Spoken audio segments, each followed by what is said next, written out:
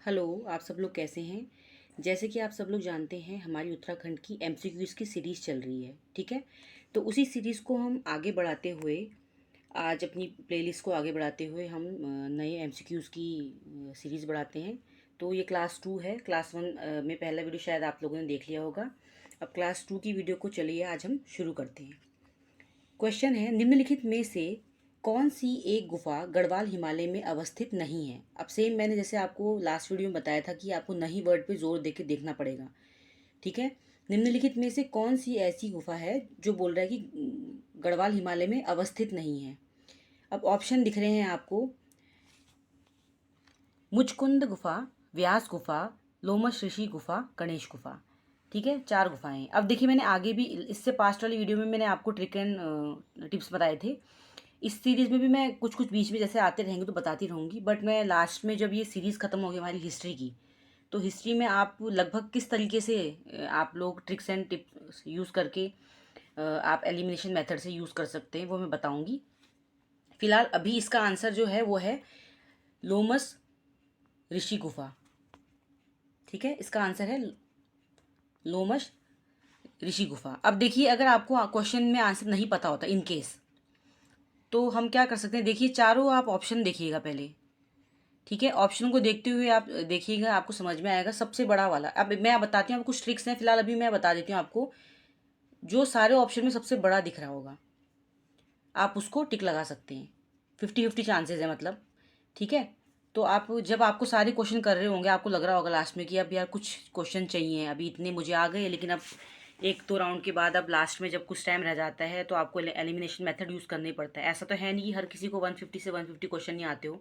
ऐसा नहीं है, जब आपको कुछ क्वेश्चन आते हैं, आपको लगता है कि आपका कट ऑफ उतने में आ जाएगा, तो आपको ये टिप्स एंड ट्रिक्स की यूज़ करने की ज़रूरत नहीं है। बट स्टिल कभी आपको ऐसा लगता है कि अब 50-50 आपको एलिमिनेशन मेथड यूज़ करना ही चाहिए। आपके 100 में से आपको माना 100 है हमारा कट ऑफ, उसमें से आपको लगता है कि यार 70-80 क्वेश्चन मैंने कर लिए हैं, कुछ अब शायद मुझे ट्रिक के मेथड से करना पड़ेगा, उस टाइम पे ये ऐसे ट्रिक मेथड यूज़ करने चाहिए। ऐसा नहीं कि आप स्टार्टिंग से पहले क्वेश्चन से ही करने लग जा रही हैं सब चीज़ें। ठीक है, पढ़ाई पहले इंपॉर्टेंट है, तो पढ़ा हुआ ही सबसे पहले करना पड़ेगा आपको। ठीक है, ठीक है, नेक्स्ट क्वेश्चन में जाते हैं। नवरत्न परिषद का संबंध है। अब बताया, नवरत्न परिषद का संबंध है बल्लाल सेन, हर्षवर्धन, चंद्रगुप्त द्वितीय और देवपाल। ठीक है, तो नवरत्न परिषद का संबंध है चंद्रगुप्त द्वितीय। नवरत्न हमारे 9 रत्नों के परिषद के रूप में आता है, उसमें 9 रत्न है, उनमें से एक रत्न कौन है? चंद्रगुप्त द्वितीय। ठीक है, तीसरा क्वेश्चन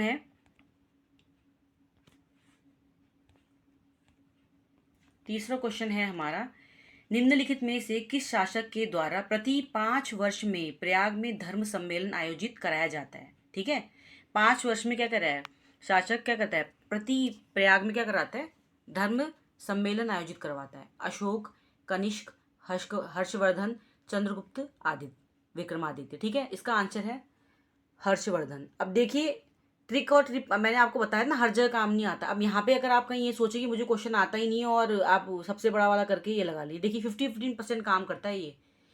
ट्रिक्स एंड ट्रिप्स ऐसे ही काम करते हैं, बट एलिमिनेशन मेथड में क्या होता है, स्मार्ट आप पॉइंट लगाते हैं। आपने कुछ पढ़ा होता है तो आपके सबकॉन्शियस माइंड में रहता है, तो आप उस टाइम ये चीज़ें लगा सकते हैं। देखिए, हर क्वेश्चन में ऐसा नहीं होगा कि ये सबसे बड़ा वाला सही हो जाए। ठीक है, किसी किसी क्वेश्चन में ऐसा हो सकता है। ठीक है, अब ये इसका आंसर क्या है, हर्षवर्धन। ठीक है, नेक्स्ट ऑप्शन में जाते हैं।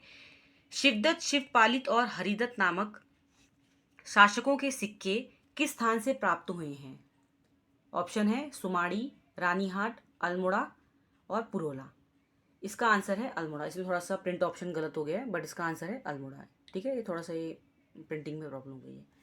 नेक्स्ट में जाते हैं आगे। ये है कथन और कारक। देखिए, ऐसे क्वेश्चन आपको काफ़ी मिलेंगे।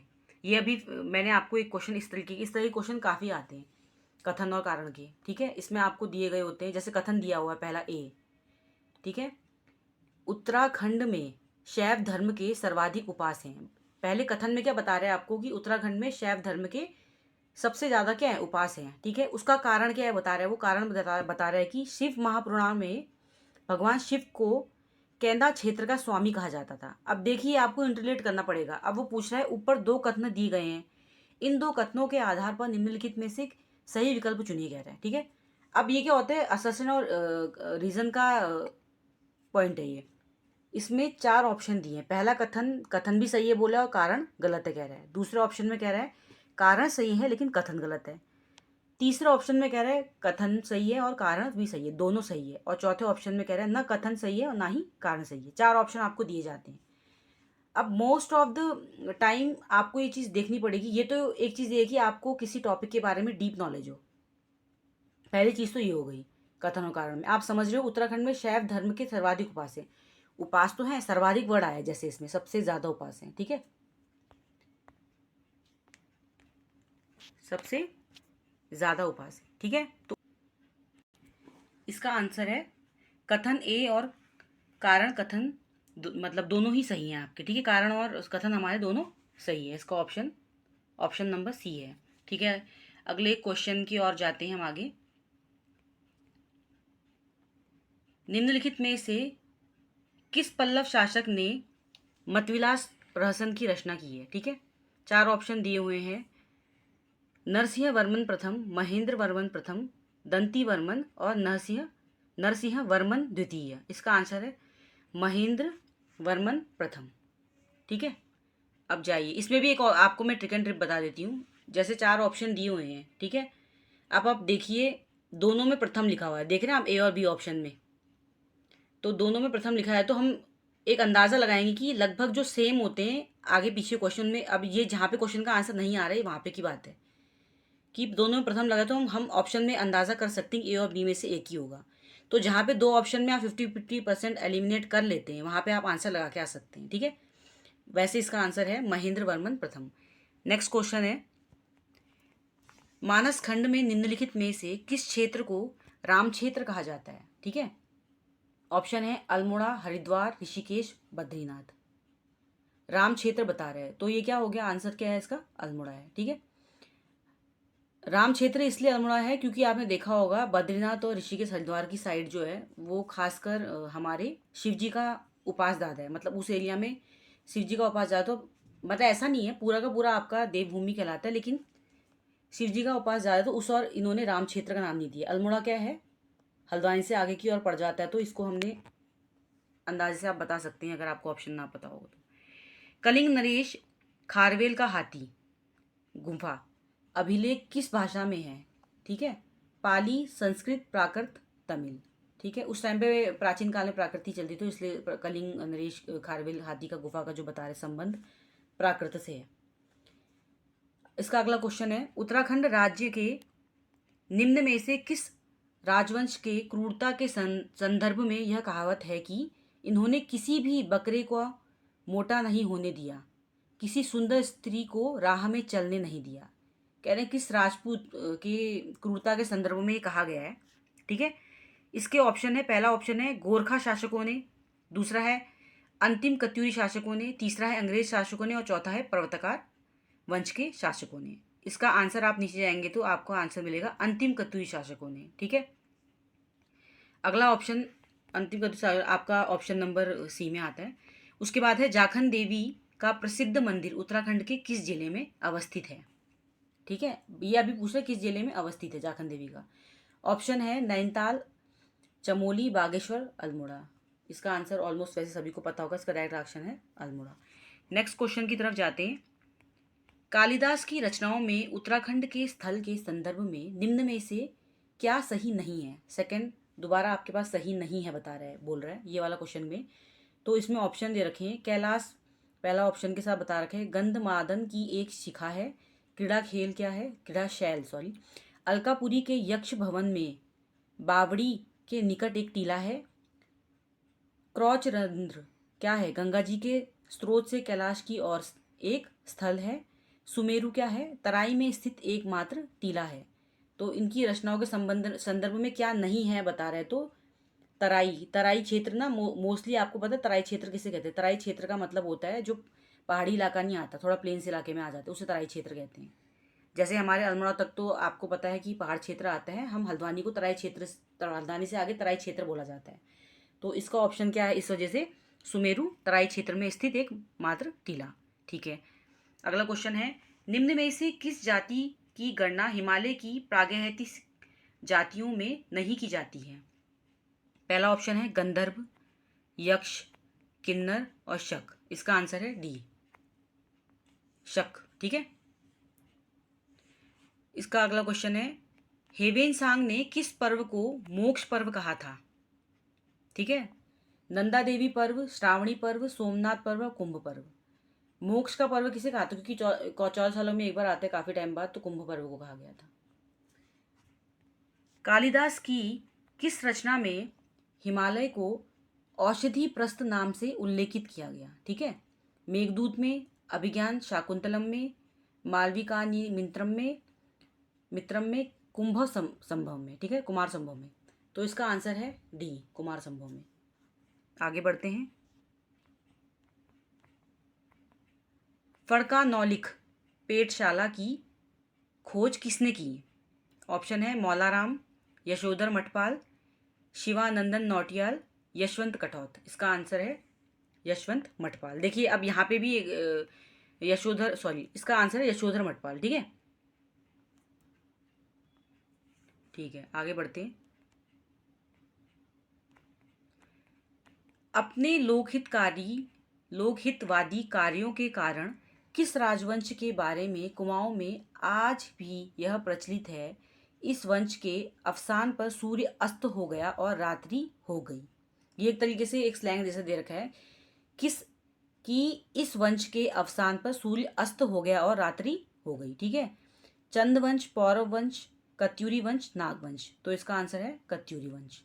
आगे बढ़ते हैं। कत्यूरी वंश ऑप्शन नंबर सी में आ रहा है। ललित सूरदेव के पांडुकेश्वर ताम्र पत्र में तत्कालीन समाज की प्रशंसा क्या कहकर की गई है? ठीक है। अब बता रहा है कि पांडुकेश्वर ताम्र पत्र के तत्कालीन समाज में प्रशंसा क्या की गई है। द्वादरा प्रकृति की होती है, दशम प्रकृति की, पंचदश प्रकृति की, अष्टादश प्रकृति की। अब देखिए ये जो प्रकृति लिखी ना, आगे आपको वर्ड दिख रहे होंगे, जैसे लिखा है द्वादरा प्रकृति। इसका मतलब है कि आप इसको ना उसके हिसाब से काउंट कर सकते हैं। जैसे अष्टादश है तो 8, पंचदश है तो 5, दशमी तो 10, इस तरीके से। ठीक है। तो पांडुकेश्वर के हिसाब से इन्होंने क्या बताया, अष्टादश प्रकृति बताया। तो इसका आंसर नंबर डी है। आगे बढ़ते हैं। नरसिंह देव कत्यूरी ने अपनी राजधानी कार्तिकेयपुर से हटाकर की थी। अब बताइए, नरदेवपुर कत्यूरी ने अपनी राजधानी, पहले उनकी राजधानी कुछ और थी, कार्तिकेयपुर से हटाकर, पहले कार्तिकेयपुर थी मतलब, तो आगे हटाकर उन्होंने क्या करी? 4 ऑप्शन दे रखे हैं, गरुण, बैजनाथ, सोमेश्वर, कौसानी। ठीक है। तो उन्होंने अपनी राजधानी बाद में क्या कर दी, कार्तिकेयपुर से बैजनाथ कर दी थी। ऑप्शन नंबर बी है। आगे बढ़ते हैं। सलोड़ादित्य वंश की स्थापना किसने की थी? देसेद देव ने, इच्छर देव ने, पदम देव ने, इनमें से कोई नहीं। अब देखिए एक चीज और है इसमें, जैसे इसमें 4 ऑप्शन दिए, नीचे दिया गया है इनमें से कोई नहीं। कई बार क्या होता है, हमें क्वेश्चन का आंसर नहीं पता होता, हम सोचते हैं अच्छे इनमें से कोई नहीं दिया हुआ है, या फिर इनमें से ही सारे हैं, 4 ऑप्शन चारों सही है, तो हम लोग क्या करते हैं, एक ट्रिक लगा के सीधे इसको टिक कर देते हैं। पर ऐसा नहीं है, हर जगह ऐसा नहीं होता कि आप चौथे ऑप्शन ऐसा दिया है कुछ अलग सा तो आप टिक लगा दोगे। ठीक है। अब ये 3 ऑप्शन में देव दे रखे हैं, इट मीन्स तीनों ऑप्शन में से आपको देखना पड़ेगा। तो फिलहाल अभी इसका आंसर है इच्छर देव। आगे बढ़ते हैं। कौन सा स्थान कत्यूर घाटी के नाम से जाना जाता है? अभी आपने एक क्वेश्चन ऊपर देखा होगा कि कत्यूर जो है उनका जो राजधानी थी उन्होंने कहाँ चेंज करी, उन्होंने चेंज करी थी बैजनाथ में। तो ये भी लगभग उसी से मिलता जुलता है, क्योंकि जब राजधानी चेंज की कत्यूर की तो कत्यूर घाटी के नाम से तब जाना जाता था।